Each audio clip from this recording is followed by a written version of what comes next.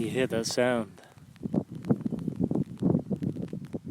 I love that sound. It reminds me of water falling on a tent, the rain coming down as I'm nice and cozy. I hope you can hear it, otherwise I probably sound pretty silly. I'm out in the countryside today. Hello everyone. In the beautiful garden of England. And I've recorded this message for the future because it's such a great space where my head is so clear. And I can look over at the Lake District, which is in the north of England. And if you ever come to England, don't just go to London. The Lake District is the true Eden of this beautiful country, in my very biased opinion. But it's certainly an incredible place, an incredible space, where many of the greatest literature was written. Lord of the Rings, Beatrix Potter, so many great authors and writers, so many poets got their energy from this incredible space. I was thinking about love. I was thinking about how when we travel through life, all the different roads we take, all the different people we meet. And I'm sure if you looked at the journey of your life, the beautiful love you felt, maybe with your family, some of your greatest friends that you met, that incredible connection. The first time you fell in love, do you remember that? But firstly, do you remember that incredible feeling you had that first time you really liked someone? Wow. For me, it was probably 4 or 5, maybe 6. And I really found this girl in my class incredibly alluring. And I was like, wow. And it was that excitement that you get in your stomach, in your heart, and it puts a skip in your step. That's such a good feeling, isn't it? Yeah, and then the first time as an adult or a grown person where you really start to fall in love, and that is magical. That beginner's mind love, where you almost don't understand it. Where's it come from? But you just want to be with that person, and when you are with them, wow, the magic, isn't that special? Well, obviously, relationships go on journeys as well. So once we get to know someone, we realise that we have that beautiful honeymoon period. That can last a long, long time. But when the challenges start to come, why does it happen? Why that person that you loved so much, suddenly that relationship starts to turn like milk turning sour, or fine wine going off, or that beautiful flower that turns into a shadow of its former self. And this is the moment where we have to still try and see the beauty, but it shouldn't be an effort. We should still look at that flower which is now no longer radiant with colour and giving off beautiful smells, and we should see that it's still the same flower. Yes, it looks different. Yes, maybe the vibration is different, but how can we still see that beauty? And I was thinking about it in terms of the galaxy, the universe. Imagine we are one of the planets in the solar system. Maybe we can be Saturn, I don't know. And what happens is the sun shines, which keeps all the planet alive almost. That's the whole point of the Earth, for example. I mean, without the sun, the Earth simply can't exist, or at least life on it certainly can't. But let's say you're Saturn, and suddenly, for some reason which you can't quite fathom, you're not feeling the love for this other planet that's your partner or your girlfriend, boyfriend, wife, husband. But you can't put a finger on why that is. Yes, you can go in the human perspective and you can say, no, he's horrible now, or she's horrible now, or she's really changed. Yes, you can point fingers, or you could look at a trauma that's happened in your life that is perhaps responsible for the demise of your relationship. But what I think is actually happening is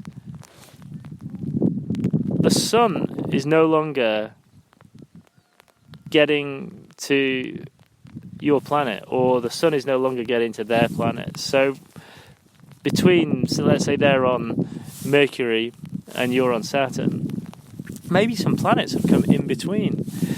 Or maybe these planets are blocking out the sunlight, which is allowing their flower, their beauty to be seen. Or maybe you can't see the beautiful side of their planet, you can only see the dark side because there's something that's obscure in it. And what is that something? Well, it isn't a planet in our terms, but I think it's the different aspects of life and that journey that we all have to go on, of learning, of seeing the whole planet. I mean, if we saw the moon all the time, then it would be, and it was full moon, it would be great, but then it'd probably get a bit boring after 10 years of just seeing a full moon, wouldn't it? I mean, it's so beautiful now because it happens once every 28 days in that cycle. But the beauty of it is because it's different. And I think that's why we do fall in love with people, and why we have to accept that sometimes the people in our lives, the people we love, the people we think have changed, they haven't really changed. Yes, in human terms, they've physically changed, and maybe it seems like their attitudes changed, or they've done something which is really offensive to you. But if we see then that the sun is not shining on them, or that perhaps we're on this cycle where we rotate around the sun and we see the different parts of them on every day, I think it's easier to accept that they still have that beauty there. It's not like they've lost that beauty. It's just that we're seeing them from a different angle. Perhaps in their cosmic journey they're going through a tough time, but we are being shown the different part of them, and perhaps because we're also rotating around the sun, we're also in a different time. So we're both moving in maybe the same direction at different speeds, but we're constantly getting different angles of their planet. We're getting different angles of different planets blocking our way. The sun isn't as strong in some parts. And if you see the sun as the love that's shining upon the planet, and we get to that place where they're completely blocked out from the sun, or we're completely blocked out from the sun, and there's a few planets in between, this can often be the breaking point. But what we have to remember in all this is, yes, on a human level, perhaps there's been abuse, or there's been something which has made us look at this person in a very negative way. But deep down, at a soul level, or high up from satellite, they are still a being of love.